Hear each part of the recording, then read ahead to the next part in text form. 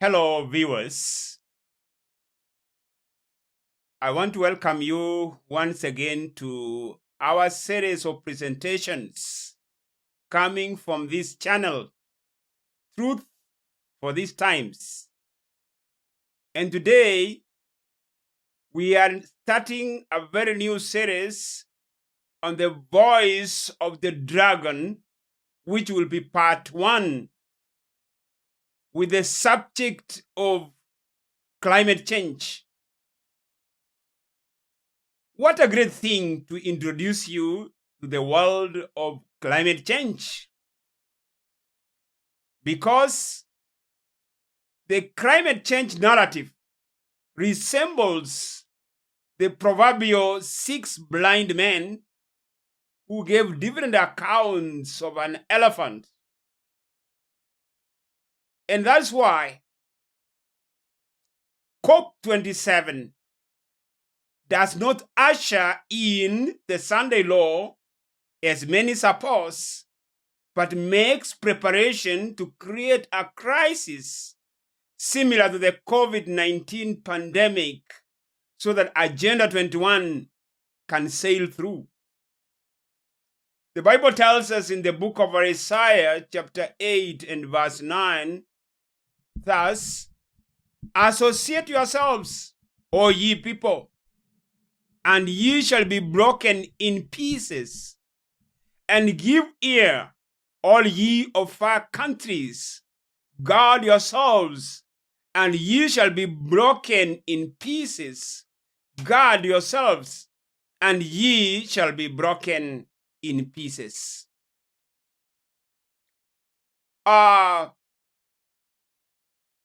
COP27, as it relates to the New World Order, is something all of us need to understand. In fact, the acronym COP stands for the annual or yearly UN-sponsored climate summit or meeting that brings together signatories of the Paris Agreement on dealing with climate change. And the purpose of these annual meetings is to reverse the socio-economic, political, and the spiritual structure of the world that came out of the 16th century Protestant Reformation. Maybe I can begin by asking this important question. Are you a believer in a free society? If you are, then the environmental movement doesn't promise such a free society. Bad luck. Since today's environmental movement is the greatest threat to civilized society. In fact, it reverses the 16th century Protestant Reformation. While all eyes are on Sharm el-Sheikh in Egypt, in fact, the lives of two men has significantly shaped the destiny of the world as we know it today. One is Martin Luther, born in the year 1483, known as a champion of religious liberty, because the fame of the lowly born Luther has echoed down the stream of time, because he proclaimed the gospel of liberty to the enslaved of the world, while another man by the name of Don Inigo Lopez del Calde, who actually changed his name to Ignatius of Loyola, is one who created a sacred army in the world that has reduced the practice of deceit to a fine art, because it has created a false environmental movement. And even one of their own, the patron of the 700 Club, Bart Robertson, agrees In fact, he writes in one of his books, The New Millennium, in page 226 as follows: the primacy of environmental concerns may hinder technology and prove a front for massive new governmental spending and intrusion into our lives. The real agenda is not the environmental movement. The movement they cluster around are never more than a cover for their hidden agenda. So, Pat Robertson states plainly that it is a hidden agenda, yet he is one of those who are sponsoring this hidden agenda. In fact, it's because even in page 236 of the same book, The New Millennium, he writes, so many at the forefront of the environmental movement have such a double standard. It is clear that the idea of a movement, any movement, means more to them than the issues themselves. Let me now explain something important about the environmental movement and this noise about climate change. The environmental movement was a plan developed on the heels of the Second Vatican Council to restore the Spanish Inquisition. In fact, it happened shortly after the assassination of John F. Kennedy, the former president of the United States of America. Because after the assassination of Kennedy, Lyndon Johnson took over. And it is at that time that a report called A Report from Iron Mountain was developed. What was the report? It's because in 1966, a plan was developed to map the world according to the Papal New World Order, published in a 1967 book entitled Report from Iron Mountain.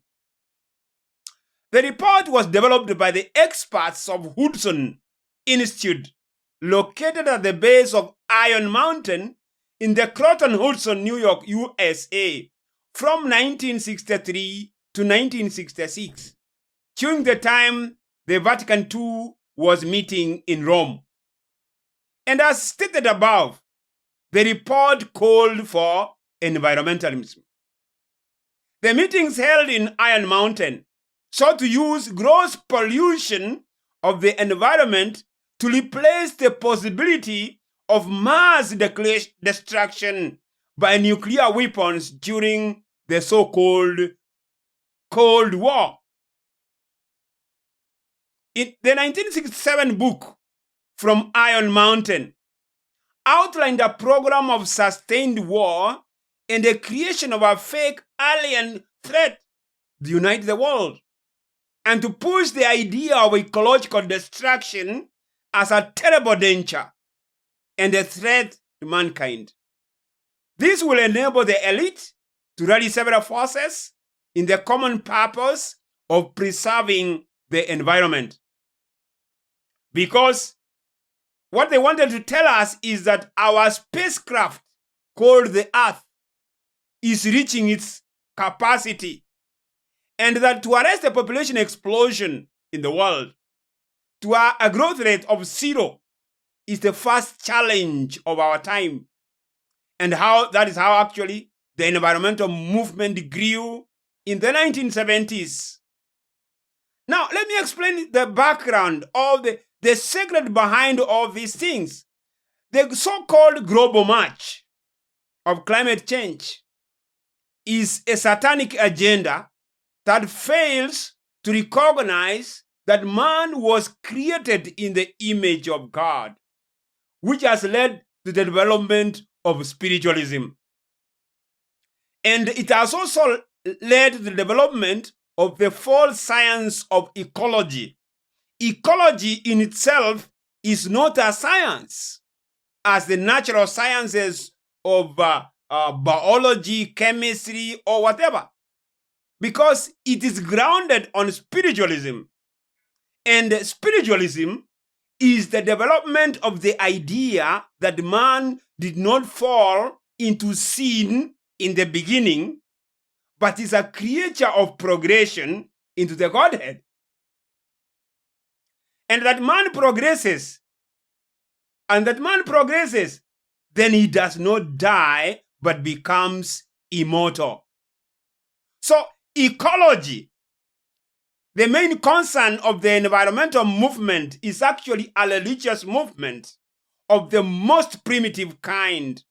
It involves nature worship, coupled with extreme distaste for the human race, which is in a short space of time has established a dominant position among a powerful and influential group in the Western society. Charles Darwin, who came up with the idea of a web of life, was the first person to connect humanity and the earth through the pantheistic web of life.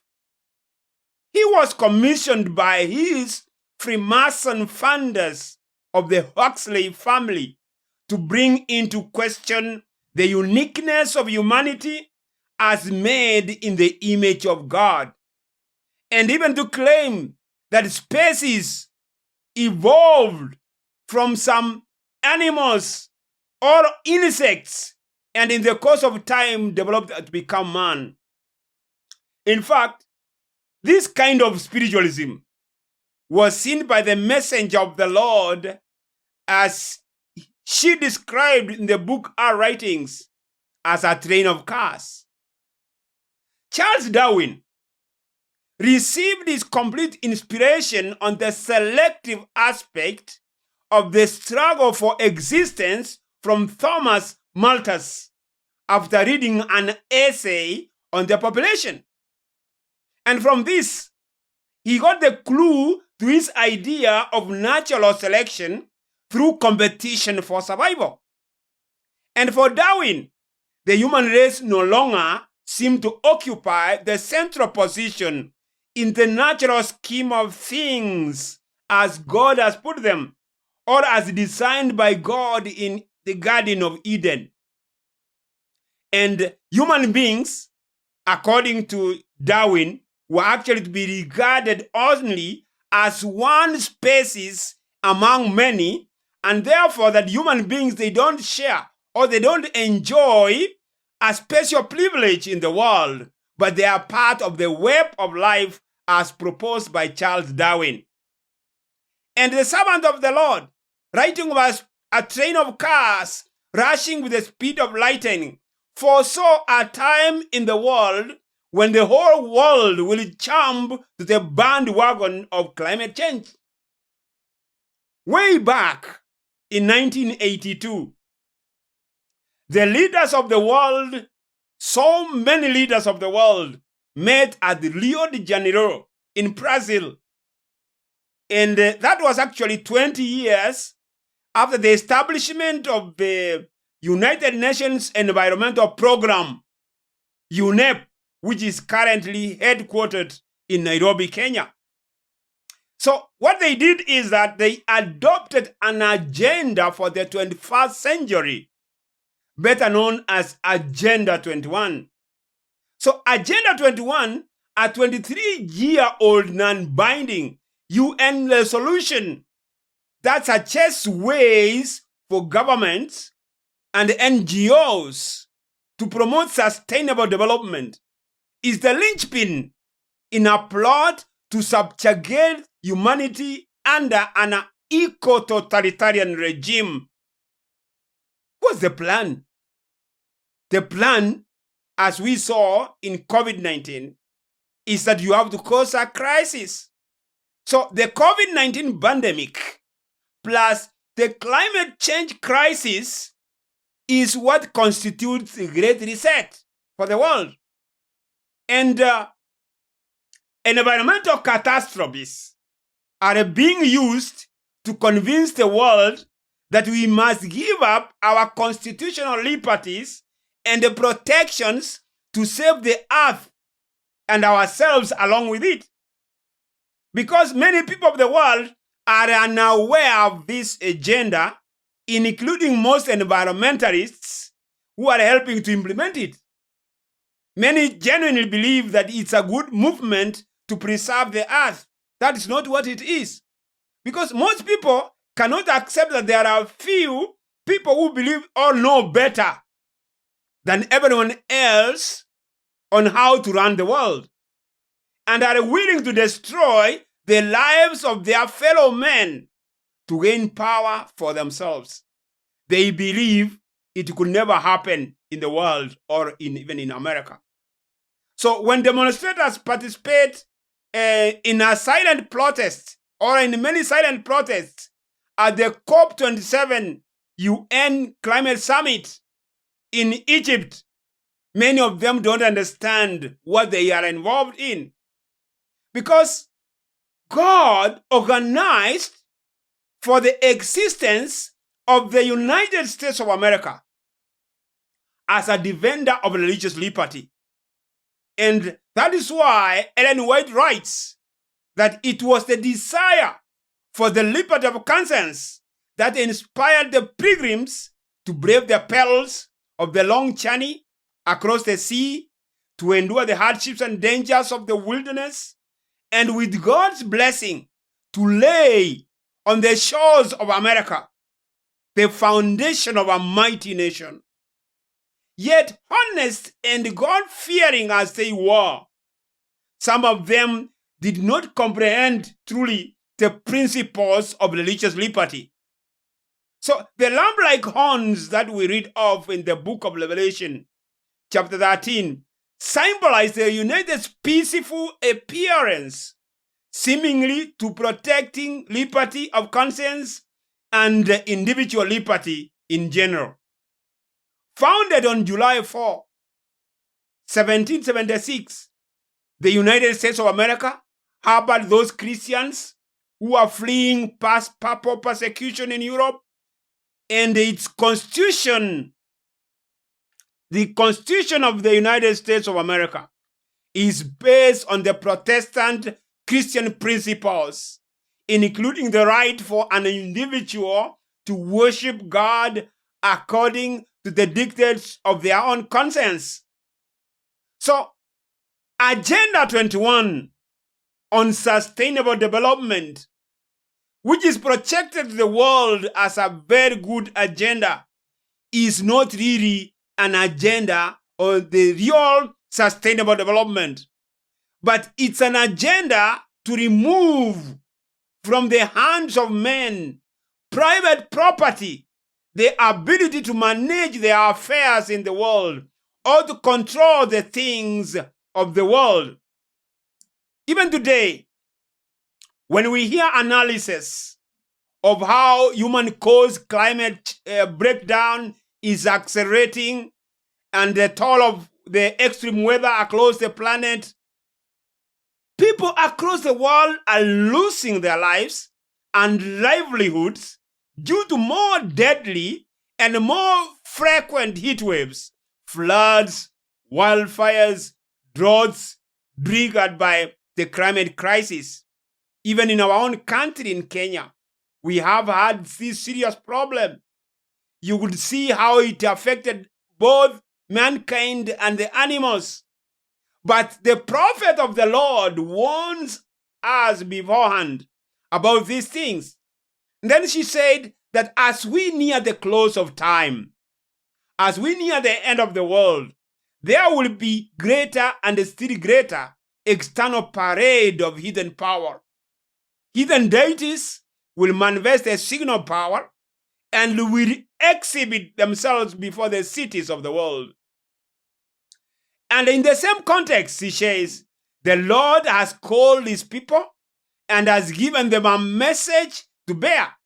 He has called them to expose the wickedness of the man of sin, who has made the Sunday law a distinctive power, who has thought to change times and laws, and to oppress the people of God, and to stand firmly to honor him by keeping holy the true Sabbath and the Sabbath of creation. And she was writing in one of our writings, which is compiled in the book Maranatha, page 140. So, to me, this statement suggests the possibility of a movement towards Sunday. And it will not be a natural philosophical progression from where the world is today, but it's a shift of the mindset of the people. Almost overnight, people are gathering all over the world, participating in protests that the climate has got to be preserved. Many of them are very genuine in those protests, but they don't know that behind the agenda of the environmental movement is hidden something so terrible that will snatch from the people of the world many of their basic liberties. That's why in Testimonies, volume 9, page 11 by E.G. White, we read that the final movements will be rapid ones. One time I had a chance to attend a major conference called the Feminenza Conference in the year 2005 at the UN headquarters in Gigiri. And many people there were talking about patriotism. They were talking of Congo. They were talking of Mobutu Sese Seko. They were talking of Patrice Lumumba. I almost asked them a question. Why did the world get rid of Patrice Lumumba, a patriot who could have protected the diamonds of the Congo, and put in place a CIA agent, Mobutu Sese Seko, who took all the diamonds to the Western world to serve some particular interests? My viewers, I want to tell you this one thing, that the central theme of the book of Revelation, chapters 13 and 14, is worship. Revelation 13:14 alludes to the showdown over worship at Mount Carmel during the time of Elijah. And this portion of the book makes reference to the worship of the dragon. That's in verse 4. And the beast from the sea, and the image of the beast. In all, there are exactly 7 occurrences of the word worship in the central part of the book of Revelation. And in contrast is the single call to worship him who made the heaven and the earth and the sea and the fountains of the waters. And the call to worship the image, the call to worship the image of the beast is a universal one. And it gives out to the full range of social classes. And because the Bible tells us that, and he, the land beast, controls everyone, the small and the great, the rich and the poor, the free and the slave, so that he might place a mark upon their right hands or upon their foreheads. So, as we approach the end of time, the book of Revelation projects 3 types of the people in the world at the end. One is the group of saints who are called by many names: the remnant, the 144,000, the great multitude, the kings of the east, and the so-called chosen and faithful followers of the Lamb. And the second group, which is alluded to in the book of Isaiah, chapter 8 and verse 9, that associates itself in war against the government of heaven, is better referred to as Babylon the Great, that great city, the woman who rides the beast, and is represented by the unholy trinity, that's the dragon, the beast, and the false prophet. These are the people who are marching to perdition. And the third group are those without a heart and soul commitment to either camp. And these are the secular, the political, and military powers of the world, and who are also named by many symbols as the Euphrates rivers, the kings of the world, the many waters, the kings of the earth, the 10 horns, the cities of the nations, the 7 mountains, and many other names. But it all boils to one important thing that each one of us should know.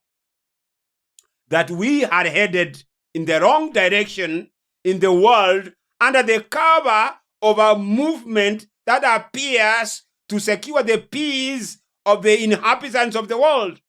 It also happened in America during the time of the temperance movement, which was to curb and discontinue the consumption of alcohol. And it was largely led by Christian women. But we know that at one point, Senator Blair wrote a petition and presented to the U.S. government that they have to enact a Sunday law, which Alonzo T. Jones challenged at that time. And whatever was to happen in the world during that time did not happen.